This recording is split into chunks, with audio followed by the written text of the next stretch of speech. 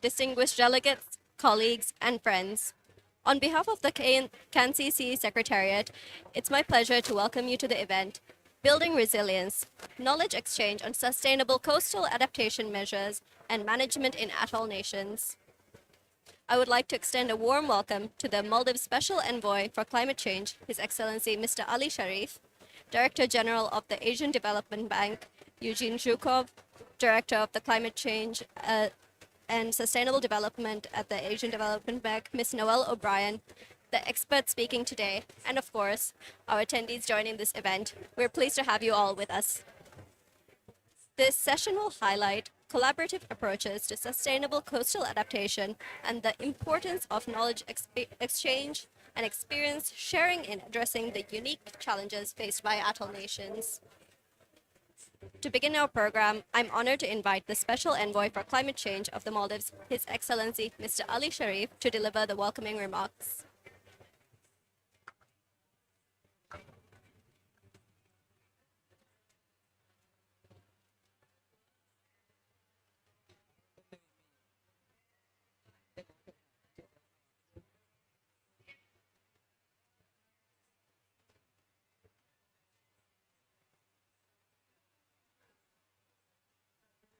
Excellencies, ladies and gentlemen, good afternoon, and it's a real pleasure to welcome you all to this CANCC side event on the margins of this COP30. I extend my sincere appreciation to the Asian Development Bank and the Government of Ireland for their valued support and partnership in convening today's session. Allow me to also acknowledge the director of the ADB, Mr. Yegniv Zhukov. Hope I got that right. Your presence here today reflects the deep commitment of the island and the Asian Development Bank for strengthening the climate resilience and supporting the climate vulnerable nations. For Maldives, of course, climate crisis is something not new. Of course, I mean, I have spent a good part of my life, of course, I'm coming from the capital. I'm not coming from the islands though. But I mean, I have personally experienced, and working in this profession, I have experienced how the climate have changed. And of course, through the scientific assessments, which I have carried myself. And I happened to be working in the Met Office some time back when I started my career. And then, talking the long records of the tide gauges, is the scientific evidence of the sea level rise is really there.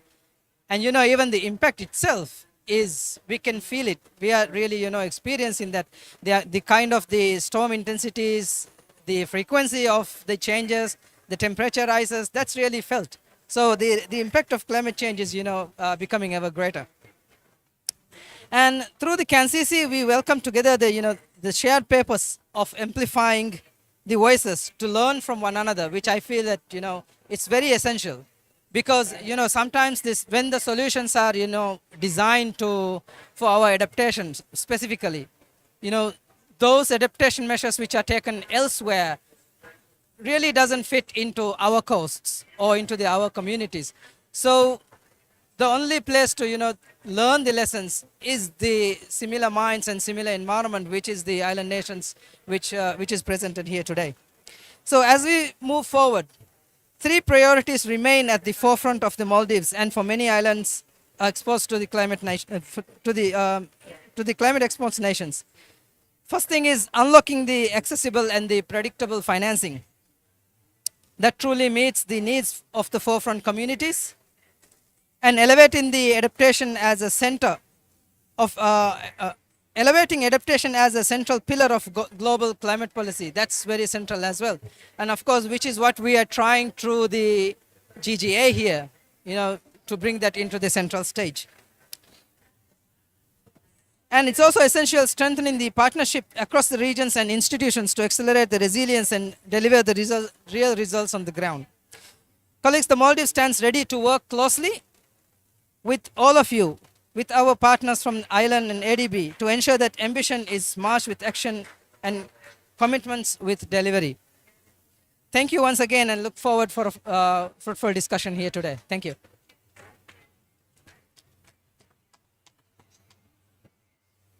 Thank you, Excellency, for your insightful words. Next, it is my pleasure to invite Mr. Eugene Zhukov, Director General at ADB, to share his opening remarks. Thank you. Thank you very much. Can you hear me? So, Excellencies, distinguished guests, it's a very good afternoon to be here. It's a great privilege for me and for Asian Development Bank to join you at this important COP30 event, Building Resilience, Knowledge Exchange on Sustainable Cost of Adaptation in Atoll Nations. Allow me to begin by expressing the appreciation to the Coalition of Atoll Nations on Climate Change, or CANCC, for organizing today's session and for inviting ADB to be a part of this dialogue. I also wish to acknowledge the Republic of Maldives for its leadership as the chair of CANCC and continued engagement from Kiribati, Marshall Islands, Tuvalu, and Tokelau. I also extend warm appreciation to the Government of Ireland, whose partnership and support have been central in advancing this agenda. So ADB is honored to be partner with CANCC through accelerating atoll adaptation, or better known as a AAA initiative. CANCC provides the political leadership and shared vision to atoll nations, of atoll nations, while AAA provides strategy to guide decision-making for adaptation investments that can attract the finance needed to put that vision into practice, demonstrating how political alignment and technical collaboration can drive resilience at scale. In my ADB career, I spent cumulatively 8 years working on the Pacific on 3 different occasions. And I remember first time arriving to Majuro in Marshall Islands and walking down the main road and seeing ocean from both sides of that road. So that imprinted on me the fragility of the situation and the issues that atoll nations in the Pacific and Maldives in Indian Ocean are facing. So atoll nations face acute and interlinked challenges from climate change. Rising seas and stronger storms are accelerating coastal erosion and saltwater intrusion, reshaping shorelines and placing increasing pressure on infrastructure and ecosystems. And these are not just distant scenarios. They're daily realities for communities whose livelihoods depend on the delicate balance between land and sea. So COP30 provides a vital platform to amplify the priorities of atoll nations and to translate vulnerability into action. As countries gather here in Belém to strengthen global support for adaptation, today's dialogue highlights the experience of atoll nations and their collaborative efforts to scale sustainable coastal adaptation. It reflects how partnership, shared evidence, and long-term commitment can turn global pledges into practical pathways for resilience. This year, CANCC members have articulated their clear goals: to secure predictable and long-term finance, to share evidence and lessons on coastal resilience, and to deepen partnerships that strengthen national systems for adaptation planning and delivery. These goals align closely with the ADB's vision for resilient Asia and the Pacific, one where adaptation is coordinated, inclusive, and sustained over generations. Through the AAA initiative, ADB supports Kiribati, Maldives, Marshall Islands, and Tuvalu to integrate climate risk into national planning, build institutional capacity, and coordinate investments that strengthen resilience at scale. Complementing this effort, we have established a thematic window under our 14th cycle of Asian Development Fund, or ADF, to provide grant resources for climate resilient infrastructure and coastal protection. In Marshall Islands, for example, ADF thematic window is helping to implement national adaptation plan priorities on coastal adaptation and food security.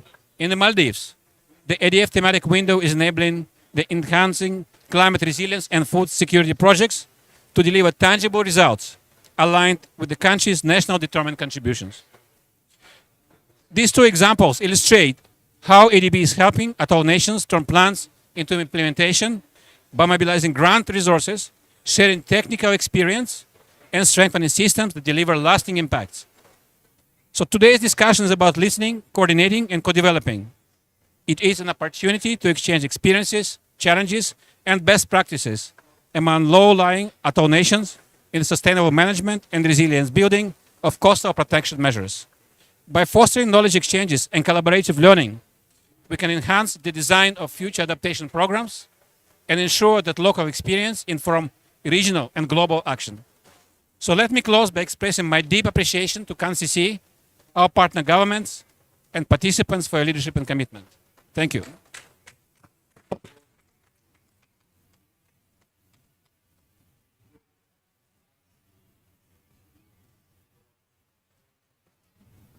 Thank you very much, Mr. Zhukov, for those important reflections. We will now move on to the technical presentation segment, highlighting coastal resilience efforts and practical solutions from across the Atoll Nations. This will include presentations from the Maldives, Kiribati, and the Marshall Islands. To begin, I invite our first presenter, Mr. Azan Abdullah, environmental analyst from the Climate Change Department, to deliver his presentation from the Maldives.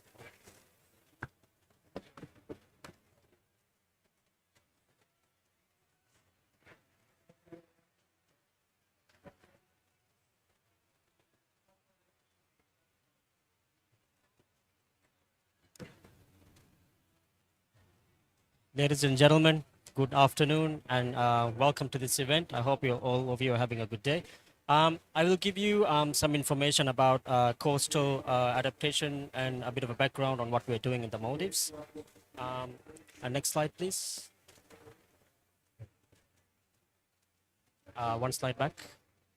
So to give you a bit of a background on the Maldives, so we are an archipelago of 1,190 islands across 26 atolls. Most of our land is below 1 meter of mean sea level. The people living on our islands, among them 45%, less than 45, more than 45% of the locals and 70% of the critical infrastructure are situated within 100 meters of the shoreline. Not in the capital, but this is more visible in our islands. We are highly exposed to a lot of impacts on climate change caused by sea level rise, coastal erosion, storm surges, and flooding. Marine ecosystems also continues to change that affect economies such as fisheries and tourism.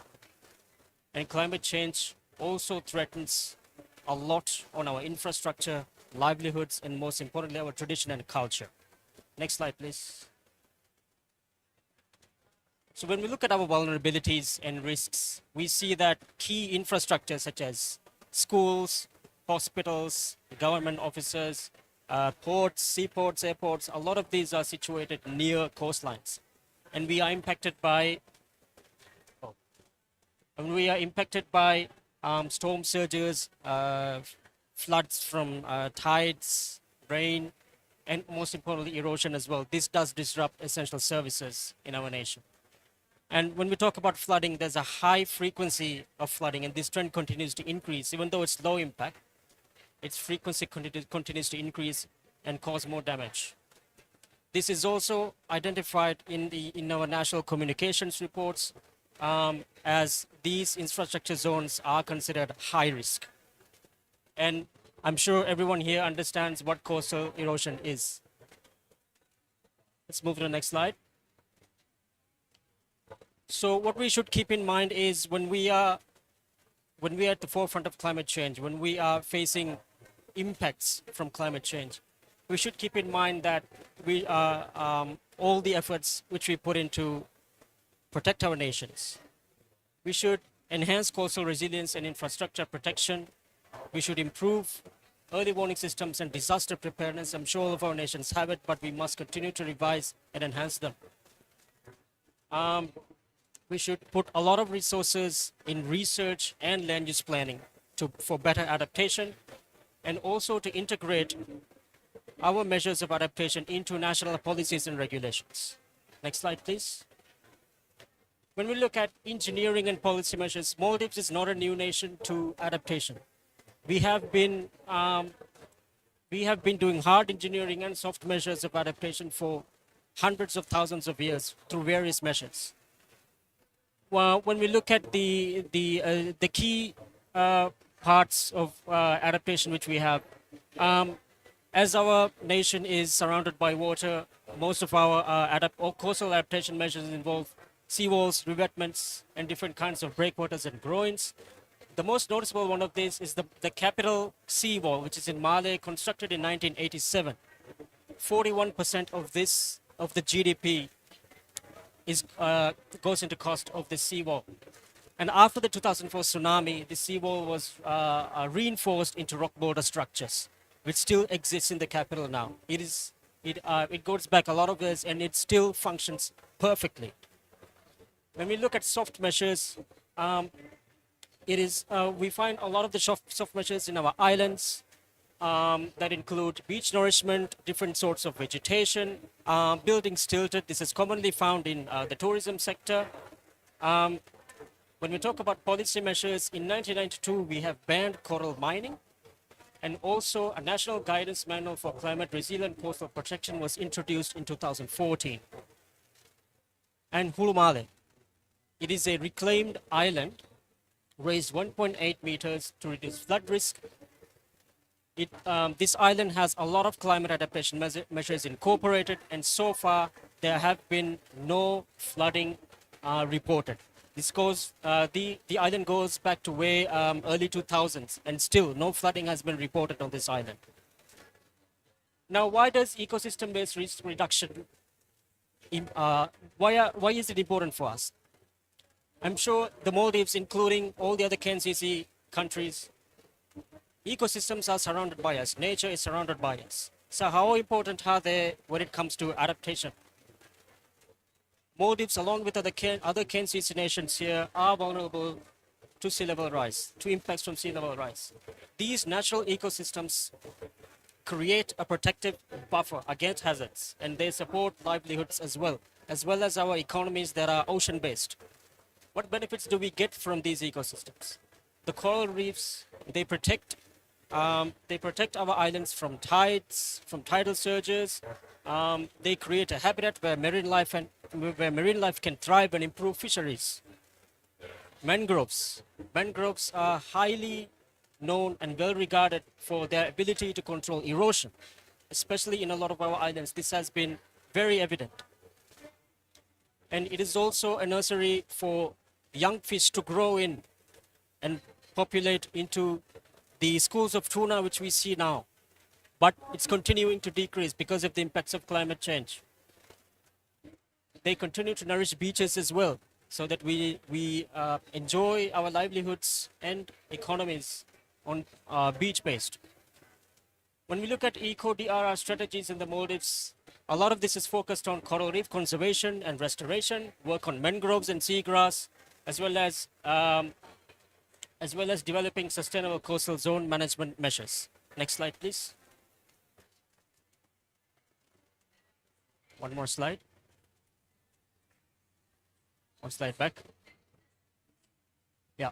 So what are the tools which we use for coastal zone mapping? Usually we use GIS methods to create maps and to identify what we see here now.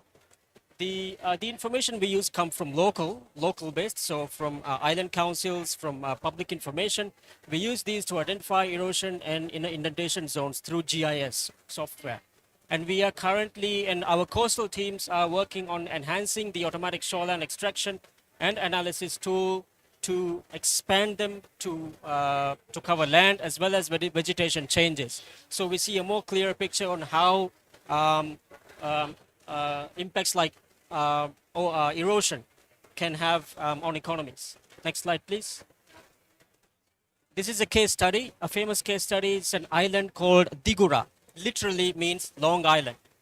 A population of 685 people by 2009, from 2019 census. It's common for local tourism.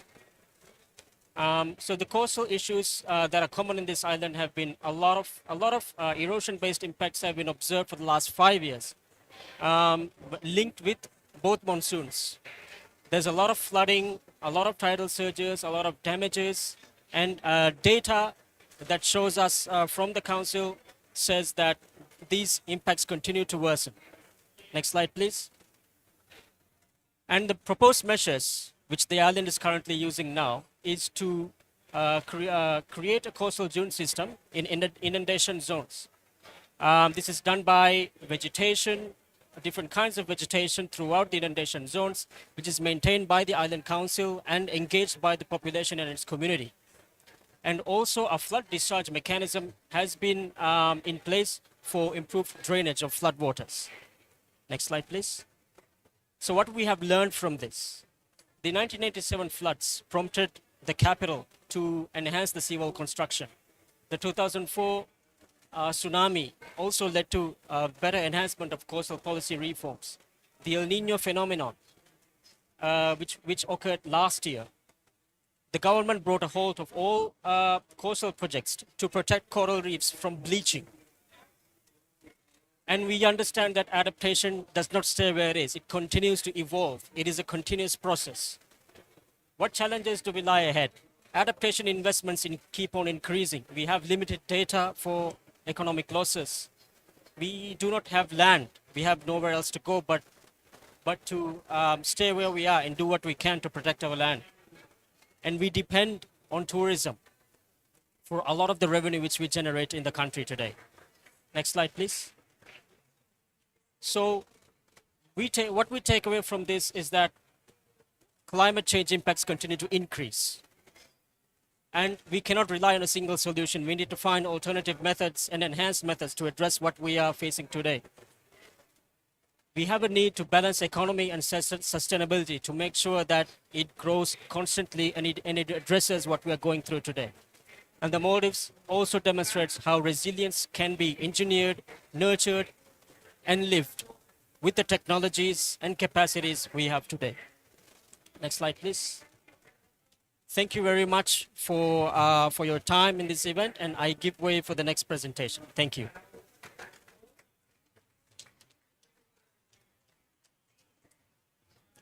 Thank you. We now welcome Ms. Takina Redfern, Acting Director from the Office of the President of Kiribati for the second technical presentation.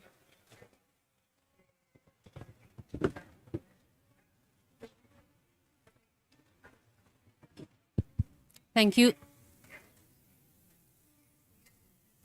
Testing. Okay, ladies and gentlemen, I'm Nabanini Maori. I'm going to present what we have done so far on the sustainable coastal adaptation in Kiribati. Next slide.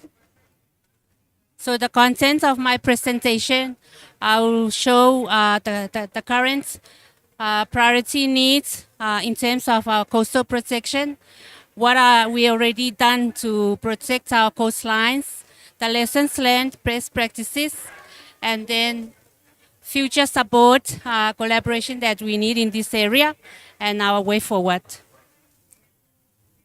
So in Kiribati, we have carried out the integrated vulnerability assessment throughout the islands.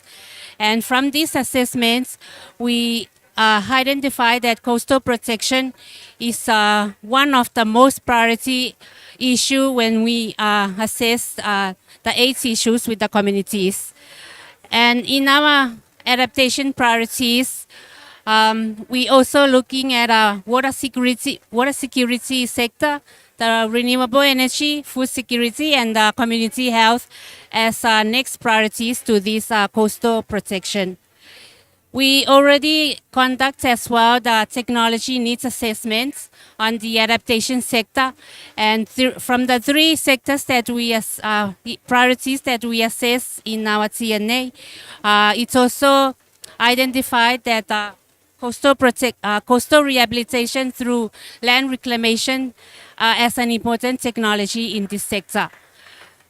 Recently, with our National Climate Change Financing Strategy that recently launched this week, we also have coastal protection and land reclamation as the priority sector. In Kiribati, we know that our highlands are also low-lying, and the highest point on the island is 3 meters above sea level. The issues that we continue to face from coastal erosion is the caused from the sea level rise, storm surges, and the saltwater intrusion.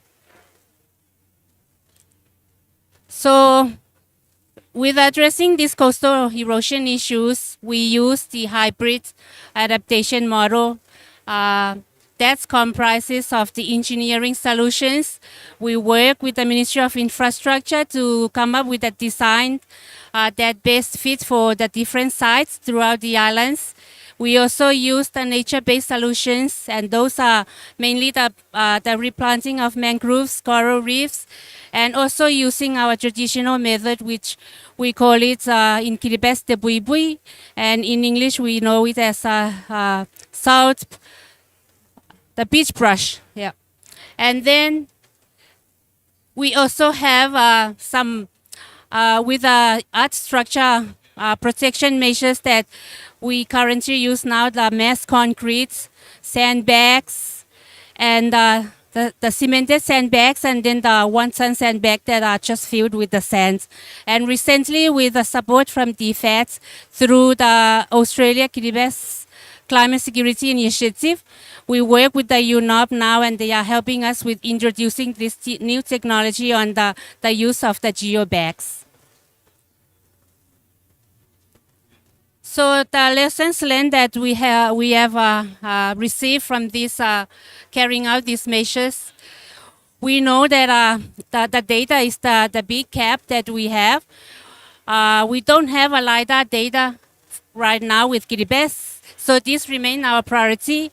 But we acknowledge the support from ADB that they help us now with carrying out the LiDAR survey for South Tarawa, which is our priority because of the most people living in this island.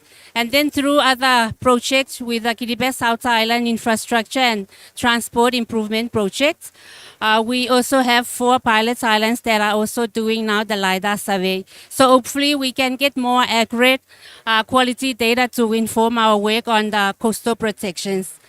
The IVA, or the Integrated Vulnerability Assessment, we continue to use them as our way to inform our measures that are more adopting the integrated approach. And then we see that community involvement is very important, because as we build these measures, they are the ones who help us to sustain and maintain, and then to to get that sense of ownership of these measures. And then the technologies or the measures that we see, sometimes they are not really site specific, or they are not based for those sites. So we hope that with getting more accurate data and the building of the capability of our infrastructure with the engineers team will help us to get a more proper design or appropriate design for the different sites throughout the islands. So what support and collaboration we need? We need to have a more scalable, to scale up our nature-based solutions, especially. Right now I think we have started using some nature-based solutions, but we see that in some sites they are not working. They still need more validation and improving. And we understand the need for the LiDAR that can help us to improve our way to come up with the designs. And we also need some training on the engineering and the mangrove planting skills. And then monitoring technologies out of these different protection measures that we have implemented throughout the island. And then of course the knowledge exchange between our atoll nations. So the way forward and conclusion from this presentation, we see that as climate change impacts escalates, we need to scale up and evolve with our adaptation measures to protect our coastlines. And we know that we have atoll nations that are advanced in this technology and this knowledge, so we hope to continue to exchange between us. And of course, the continuation of the building the capacity of our teams. Thank you.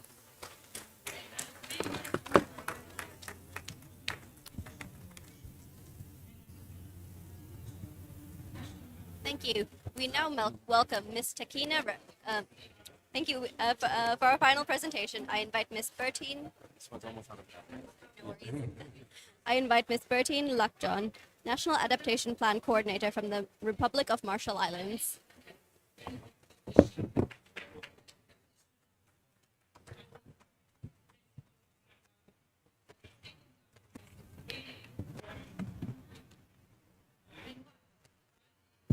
Okay. Okay. Yagoya name. And anytime you hear the RMI talk about national adaptation plans, 70% to 80% of the time you're going to see me. And if there's anyone in this room that can fund national adaptation plans, 100% of the time you're going to see me. So thank you so much to CANCC as well as ADB and the Government of Ireland for allowing the RMI the opportunity to share our climate reality as well as our adaptation efforts. Thank you so much to the RMI team for trusting me to deliver our country case study presentation on behalf of the team. Just to set off, similar to other presenters, setting the scene very quickly. The RMI is a low-lying atoll nation comprised of 29 atolls, which makes us extremely vulnerable to the climate crisis. Sea level rise, extreme tidal events, elongated droughts, excessive rainfall are just a few examples of threats to our shores. Climate change is the preeminent threat to the Marshallese people and our way of life, and we see it impact in different sectors of our Marshallese way of life, and this includes our, this includes impacts in our infrastructure, food, water security, health, economy, traditions, and our identity. Our government decisions are all rooted in climate ambition, adaptation, and resilience to really ensure that we're not just protecting our economy, but our ecosystem and our communities. To accommodate, to accommodate for a population of 35,000 to 40,000 constituents, the RMI advocate for climate ambition and urges all countries to submit a 1.5 aligned NDC. Because truly our first defense against the climate crisis is our mitigation ambition and our transition away from fossil fuels. Earlier this year, the RMI did our part and we submitted our NDC 3.0, where despite our less than 0.005% contribution to GHG, we've committed to a 58% reduction to our GHG levels by 2035. So just to really put into emphasis that the RMI's priority is adaptation. Sorry, next slide. Thus, the birth of our National Adaptation Plan, which was not launched in 2023. Our National Adaptation Plan, which is grounded in the best science available, is the RMI's, what we like to call our survival plan. And it identifies and outlines the RMI's adaptation priorities and efforts from 2023 to 2150. Thank you. Sorry. And the National Adaptation Plan is rooted in a couple of self-determination principles of the RMI, which includes our right to remain, our right to self-determination, integrating adaptation as well as progressive adaptation, and ensuring that our vulnerable communities are included within our adaptation efforts.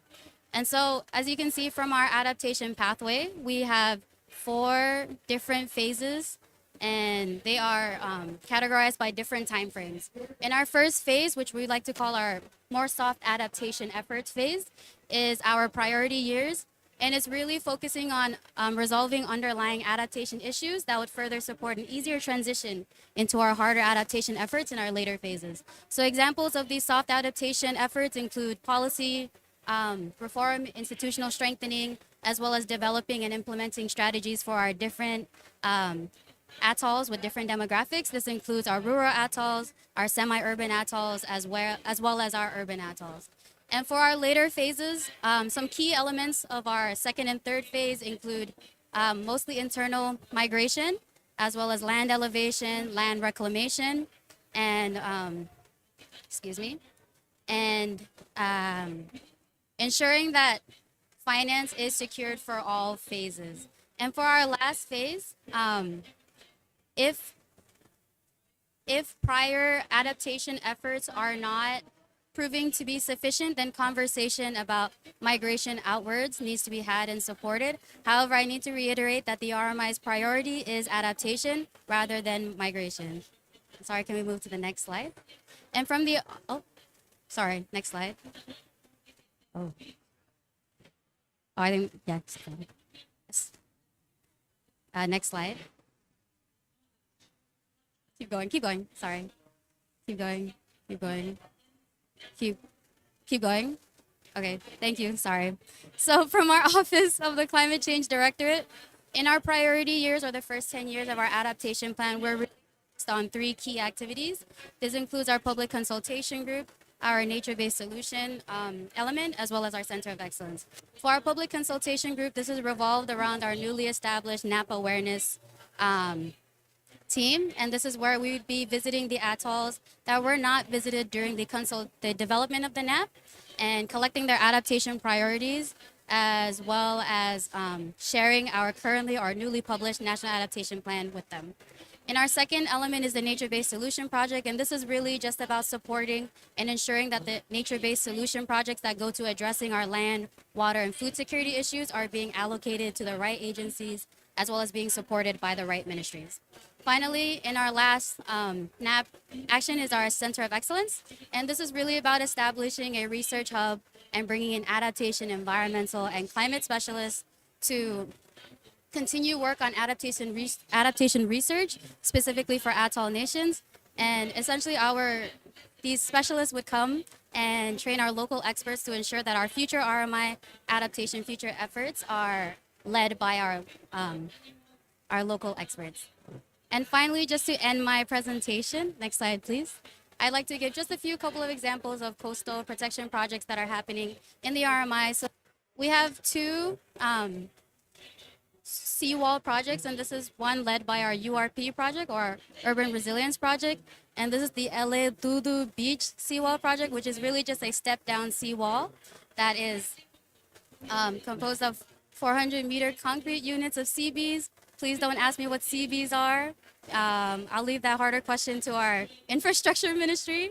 Another project we have is in more of our secondly highly dense populated atoll Evi, and it's also a seawall project, and that's still in its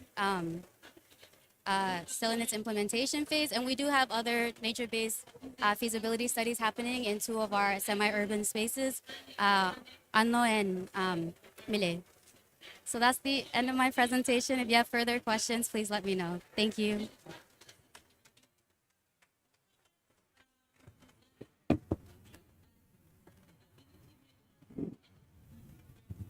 Thank you to all the 3 presenters for sharing your insights and experiences. We will now move on towards the panel discussion for facilitated discussion and reflections. I invite the speakers of the second segment to join me up front for the panel discussion.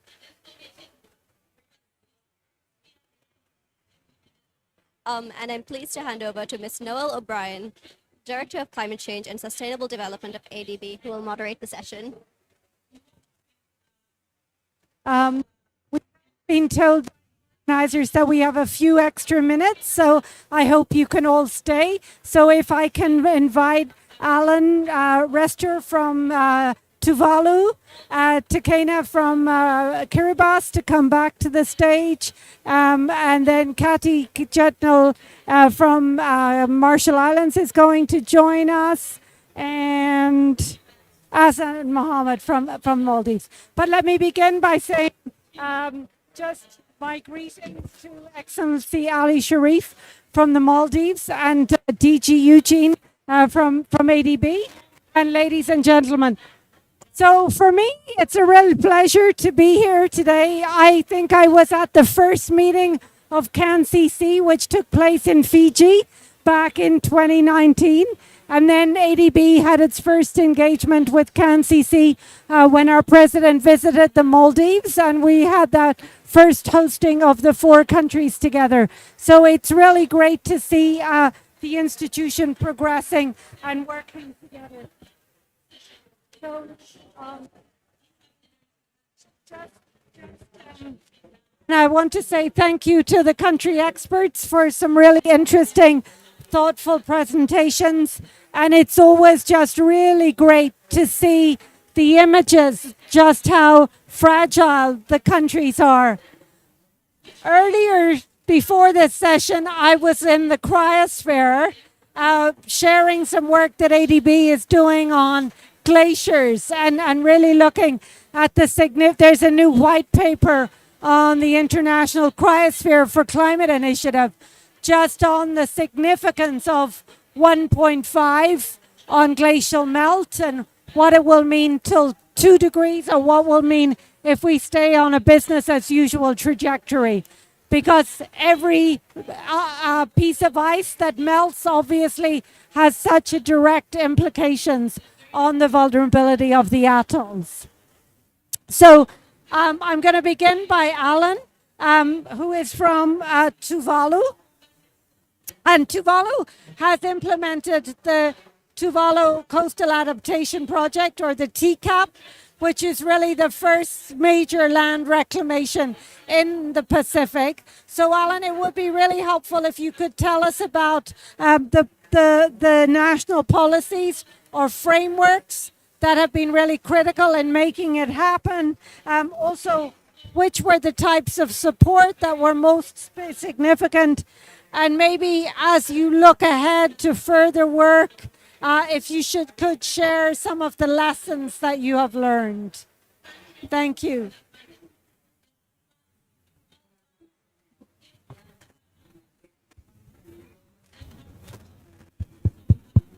Hello. Thank you, moderator. I'll try and be as brief as possible given the time we have. But for the first part of the question, on national priorities and frameworks that enable TCAP. TCAP was made possible through a robust alignment with Tuvalu's strategic policy landscape. Tikakenga, or Tuvalu's National Development Strategy, 2005-2015, recognized climate change as a direct threat to national development, laying the groundwork for adaptation-focused investments. The other one is Tuvalu's climate change policy, the Otekaniva, which articulates a vision to safeguard Tuvalu's sovereignty and cultural identity. Goal 4 specifically mandates resilient infrastructure and coastal protection tailored to Tuvalu's unique vulnerabilities. And then there is this Tekete, or the National Sustainable Development Strategy, 2021-2030, which climate change is one of the 5 focal areas, emphasizing land reclamation and climate finance as key adaptation strategies. Then we have the 21 government priorities. TCAP directly addresses the top 2 national priorities: combating the existential threat of sea level rise, and second, implementing urgent measures to mitigate king tides and tidal surges. The National Adaptation Plan, NAP, is a strategic framework designed to build long-term climate resilience and reduce vulnerability to climate change impacts across all sectors of Tuvaluan society. The key objective of the NAP, or one of the key objectives of the NAP, is to mainstream climate adaptation into national and sectoral planning and budgeting. The other one is the NDC 3, which was launched just a few hours this morning at the Moana Pavilion by our climate change minister. Outlines the country's most ambitious climate commitments to date, focusing on mitigation, adaptation, and loss and damage. Coastal protection was identified as one of the adaptation priorities. I don't know.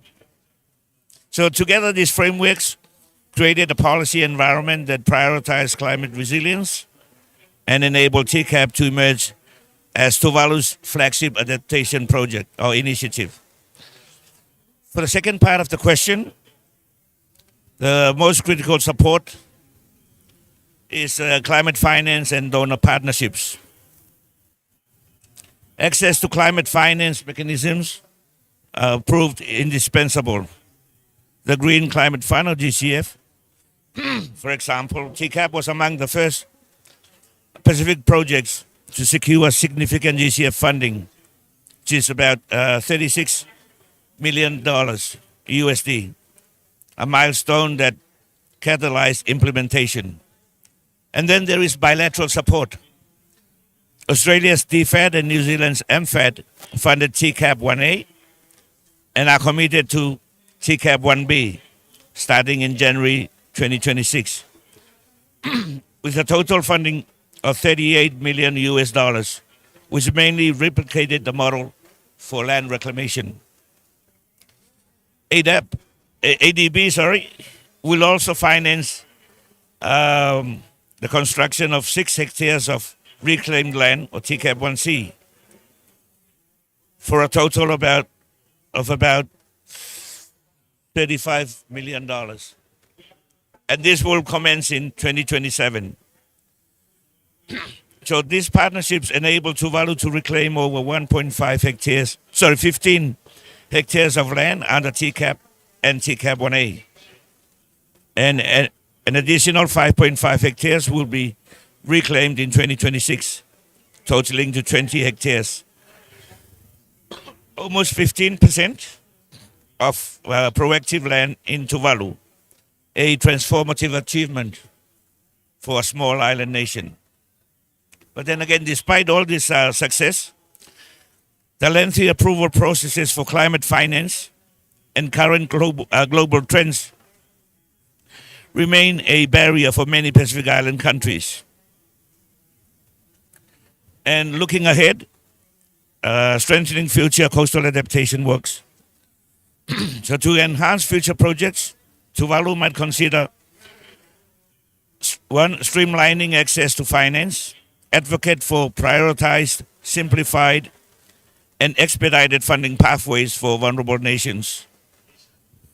Invest in land use planning, develop proper land use plans for use of existing land and new reclaimed land to be safe and productive. Integrated planning, strengthen cross-sectoral coordination to ensure that climate adaptation initiatives and coastal protection measures are aligned with housing, livelihoods, and ecosystem protection.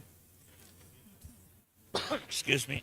And then there is community buy-in and ownership to deepen local engagement to ensure adaptation measures reflect cultural values and lived realities. Okay, Alan. Strengthening of government capacity to lead for the design and implementation. Yeah, I'm Alan. I'm sorry. They're giving me time restrictions. So I'm going to say thank you very much for Tuvalu. And I think there's a whole lot we can learn from that. But I wanted to come to Azam and just really ask you similar question, if you could do very briefly. The policies and the frameworks that were critical, but also, I mean, you've made a massive investment in Hulamali and then some of the other islands. So just some of the key lessons that you've taken from that. Yeah, thank you very much. So, yes, definitely we have made a lot of investments into coastal protection and climate change. And a lot of this is coming from grants and co-financing as well with the public funding. When we look at lessons learned from all the activities, all the measures that we have done, first thing is when we look at environmental safeguards, it is very important to ensure that reclamation activities do keep in mind that we do have an ecosystem that is sensitive to degradation and also increased vulnerabilities to rising seas. And future projects that involve reclamation activities should embed rigorous environmental impact assessments, enforce mitigation measures, and also prioritize nature-based solutions. When we look at engaging the community, large-scale reclamation activities, whether it be for coastal adaptation or for other reasons, it does reshape livelihoods, particularly for fishing communities, which is what we are seeing now. But we believe that when we talk about safeguards, involving the community, participating them in planning and monitoring would ensure that the adaptation process continues and it reflects local needs and it does minimize social disruption. Developing coastal zone integrated management measures is also very important for this. because again we're linking this with fisheries as it is one of the major economies here. Tourism, disaster risk reduction, biodiversity conservation, so on and so forth. And then we have talked about infrastructure as well, and climate proofing them is also a lesson that we have learned, and we are one thing which we are working on it. Engineering solutions which need to be state of the art, and countries such as island nations should be able to effectively access it with easy funding. I might cut you yeah. off there, Azan. Thank you very much. But and maybe with Excellency Ari Sharif, maybe one of the points that we could talk about a little bit maybe just later, but I think that would be very interesting and valuable, is your whole sense around the scenarios that you used and that whole consideration of sea level rise, and what were the levels of the degrees of precaution that you decided to build in, the fiscal aspects that are associated with that, because I think that's very valuable for all of us in the decisions we make in the Pacific. And so maybe Takina, I can come to you in Kiribati, and if you could talk a little bit about how you're integrating disaster risk management, such as early warning systems or hazard mapping, into this coastal planning, and what additional technical or financial support would help you make that better. Thank you, Noel. And so in Kiribati, as we continue to face these primary hazards, coastal hazards, and we have started integrating our disaster risk management through our work on identifying these most vulnerable and exposed communities, as well as the other infrastructures and assets. And we have started working on our spatial data collection on the infrastructure. And this is supported as well with CDRI. And through this project, we hope to have a good database for the infrastructure resilience in Kiribati. And then also with our communities, now that we have a CBDRM, that they do the participatory mapping, and then we hope to put all together in the GIS to map. And from there we can see the most vulnerable exposed sites that can inform the work on the coastal adaptation planning. And we continue to require the data, LiDAR data, and then the technical capacity building with the team. Thank you. Yeah, and just, I mean, on the LiDAR for South Tarawa has been flown, but we have a lesson to learn on the technology that was used for flying this, because the actual processing of that is just taking such a long period of time. Yeah, I mean, something that we hadn't anticipated with the whole process. But then let me welcome Kathy Jetnell Kitchener. I always make a terrible Kitchener. Kathy is the climate envoy for the Marshall Islands, and has been a key player in the whole development of the National Adaptation Plan. So maybe to ask you to talk a little bit about how community practices or traditional knowledge have been integrated into your NAP, and maybe some of the examples of how that is influencing both the planning and the implementation. Yeah, thank you, Noel. So for the Marshall Islands, we have a lot of structures in play for getting approvals to undergo projects or to go into communities to implement adaptation projects or to even get consultations. So a really clear example of that is that when we conducted our National Adaptation Plan consultations, we did develop a very robust consultation structure, and a key component of it was respecting Marshallese culture and traditions when you're entering a community or going to a different island. So when we went to another island, one of the things we have to do is we have a concept called manpe, where we bring gifts for the community that we're about to meet with, and that's a requirement, and it's a part of our funding that we incorporate into our strategizing. And we have to also get approval from the Iroid and also the mayors and the senators before we actually go into that community. So that's a really clear component right there of incorporating our cultural protocol and our practices into national adaptation planning and strategizing. Another thing is also recognizing where people are at and meeting them where they're at. So an example of that is understanding that the men in our community are more likely, and the women in our community are more likely to be more vocal if they're in a group of women, and that also the youth are also more likely to be more vocal in a group of youth. So separating our consultations according to gender and also age was beneficial to be able to get really robust opinions from communities on what kinds of climate impacts that they're witnessing at the community level. And then, of course, there's also ways in which people were perceiving adaptation strategies. So when we're asking them what kinds of adaptation strategies they're willing to invest in, almost all of the feedback we received from our community was that they wanted to be able to stay in their islands. And so the adaptation, the adaptation pathways we wanted to emphasize through the NAP was, basically hard adaptation solutions, nature-based adaptation solutions, all enabling us to stay in our own islands and in our own communities. Thanks. Thank you very much, Kathy. Unfortunately, our hosts are telling us that they are asking us to wrap up.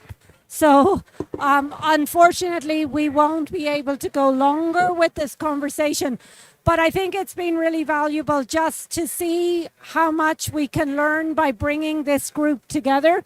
And as we progress with the implementation of the technical assistance and hopefully raising some additional financing, hopefully we can push forward with some of the remote sensing technologies that's coming onto the market, what's possible in terms of the nature-based solutions. A lot's been learned in some from the Caribbean and other parts of the US.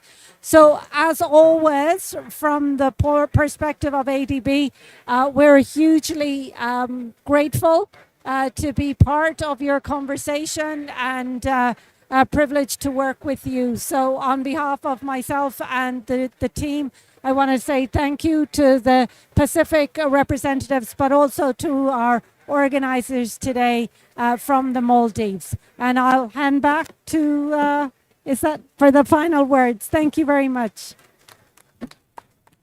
Thank you, Ms. Noel. And thank you so much to our panelists. It was such an informative discussion. I just wish we had a bit more time to listen to these amazing conversations. And just to conclude, the CANCC Secretariat extends its appreciation to all the speakers, partners, and participants.